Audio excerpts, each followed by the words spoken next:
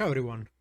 Here's another video in which I try to explain to you what's the process behind the making of Massive, our video game.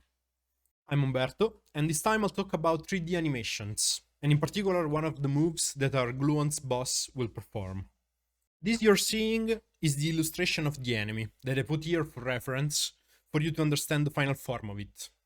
It's actually a render of a 3D model and not the initial 2D illustration that my colleague, who's called Giuseppe, made from scratch. I'll go through the pipeline and the workflow of the creation of an enemy in another video. The model you see is divided into bones that work exactly as you might expect. The operation of creating the bones starting with the model is called rigging, and again, this is not the scope of the video, so stay tuned to know more.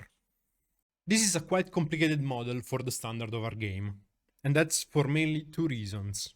Number one, this is the most articulated enemy we've done so far, and because it's pretty big, it becomes very noticeable in the movements if you don't use many bones. Furthermore, even if it's difficult to see without textures and colors, it will have kind of an armor on, and one of the attacks will revolve around it being able to detach his armor and hit the player with them. So every piece of armor works kind of like a bone itself. The animation itself is nothing more than the placement of these bones in different ways, frame after frame.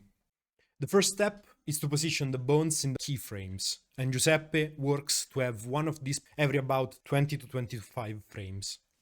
Then, if the animation is smooth enough, that's it, but that's almost never the case.